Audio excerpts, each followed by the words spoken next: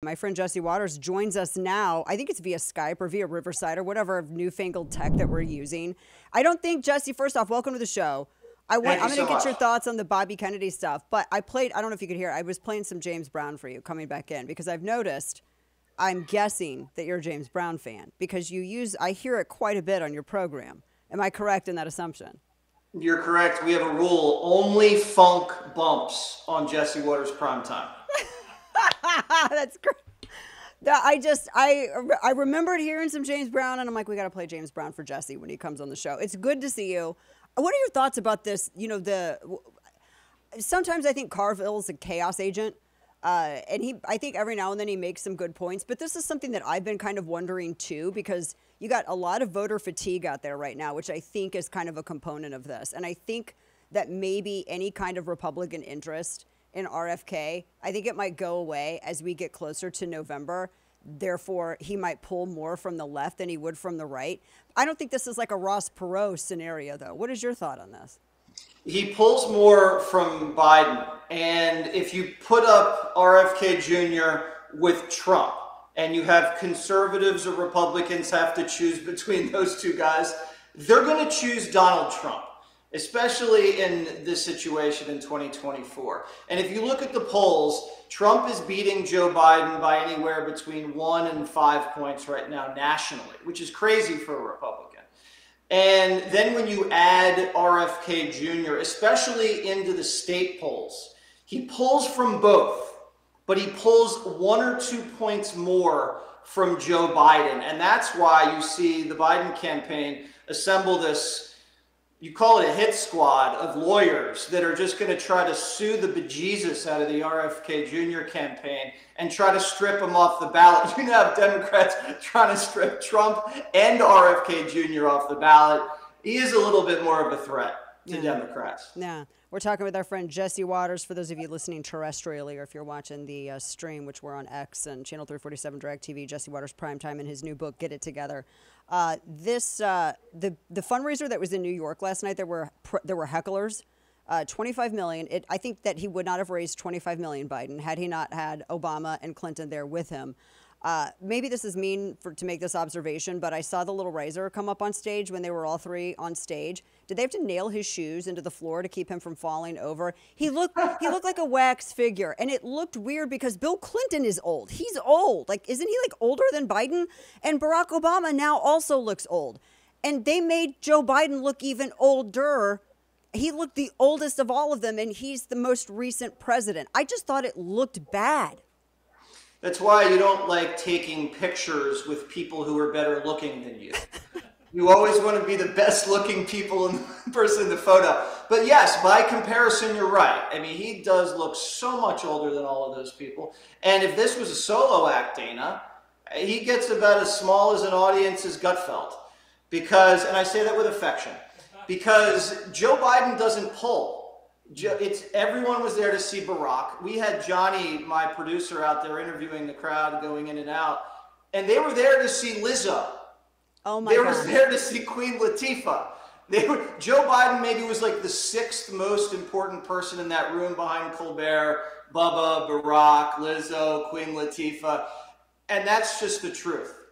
Wow, that makes it look even worse for him going into November, because there were a couple of pieces this morning that I read where they were trying to ding Trump for, he's doing a fundraiser in Florida and it looks like it just may be him there. He's isolated from the Republican Party. I don't think that not needing people to raise money for you makes you isolated, do you?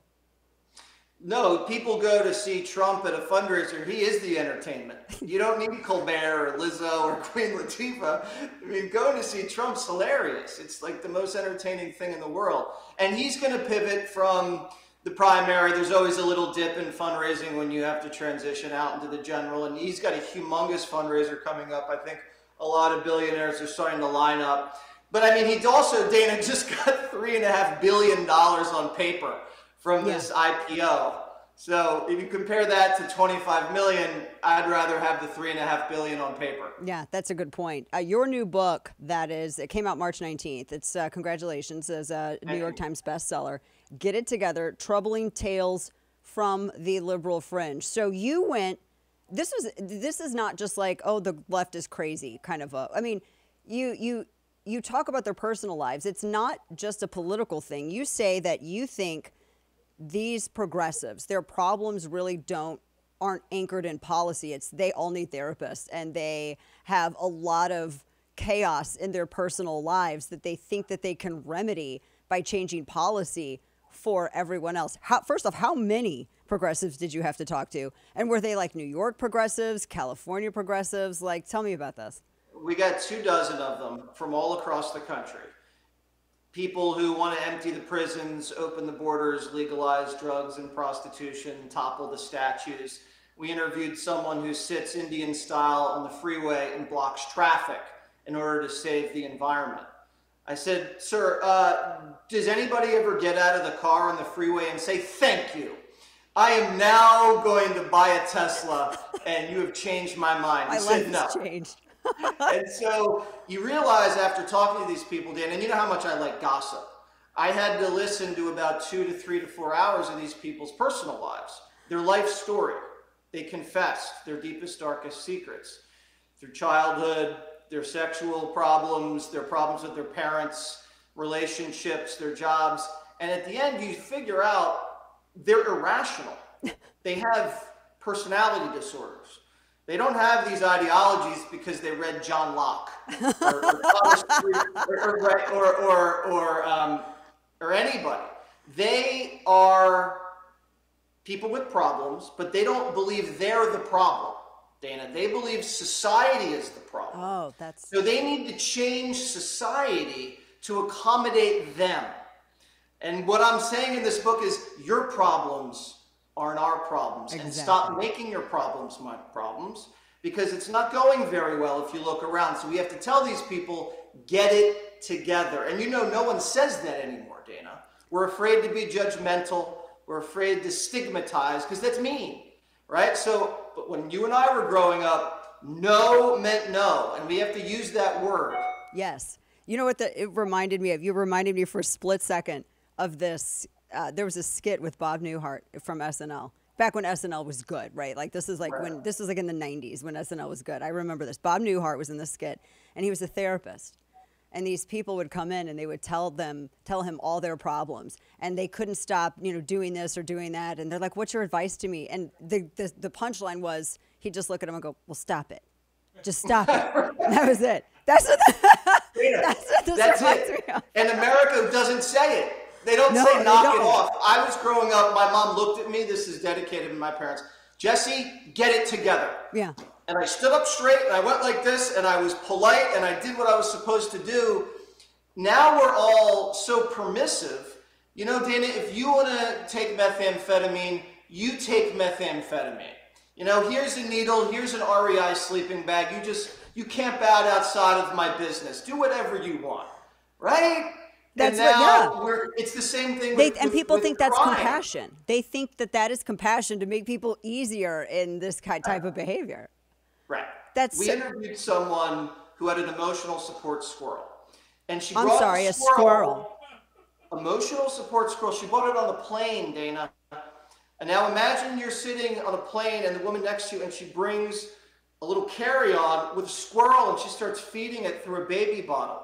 She was removed by air marshals and arrested and didn't think she did anything wrong. Now, this is what happens when you live in your house and you order everything delivered and you get everything off Amazon and you stare at a screen all day and you think you're the king or the queen of the castle, and then you go out into society and you're like an antisocial animal. And now society tells you you can't do that, and now they believe that they're being oppressed by society. They're the victim.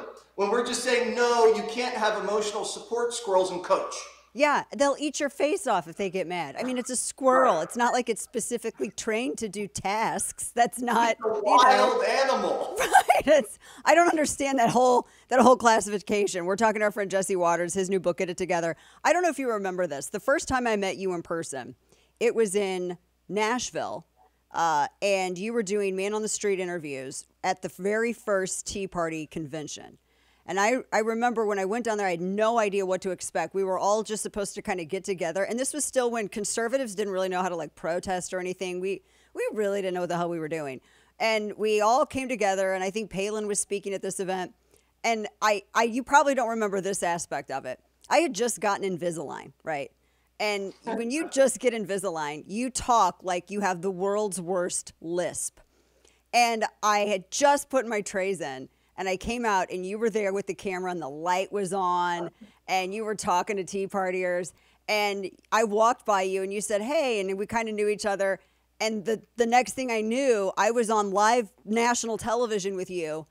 And I had never tried to enunciate my words harder in my entire life.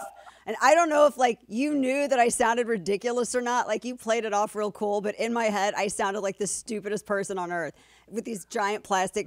I wasn't used to it. I don't know if you remember that or not. I remember doing the interview, but I didn't remember you had Invisalign. That is such a female comment. Like, oh, you must have realized that I was struggling like with my Invisalign. No, Dana. Guys don't pay attention to much. I was like, Jesse, thanks so much for talking to me. It's so great talking to you, Jesse. I just could not even like. I was just excited because I had interviewed Dana Loesch. Oh my gosh. I didn't know what was going on, but that was the best time on earth. That was the beginning of the Tea Party movement. You had some swashbuckling Breitbart people running around. Bannon was there, and it was such a fun time because it was so fresh. And there were no rules. We didn't know what was happening, but we knew there was some energy happening, and we were part of something real. And you were on the ground floor of that, and I mean it was probably one of the coolest times in the conservative movement in this generation. I completely agree with you, and I'm glad that you remember it that way as well, because I think a lot of people, they just don't realize how cool it was and how we got, because I say, to people all the time, I don't think we would have had Trump without that movement, because I think everyone was locked into, well, we have to have very, stuffed shirt buttoned up, moderate kind of, very Bush-like, no offense to the Bushes or whatever, but you know what I mean? Like there was a typical Republican strategy, formula, message, candidate, the whole 9 yards. And I think without that movement, we would have stayed locked into that. Do you agree? That we were reborn in that movement. And also you had the entire media landscape change. We were starting to blog. Yeah. And there were all of these new websites. Because before, it was just newspapers. This was before Twitter. Mm-hmm. And so everybody had their little websites and their little videos and everyone.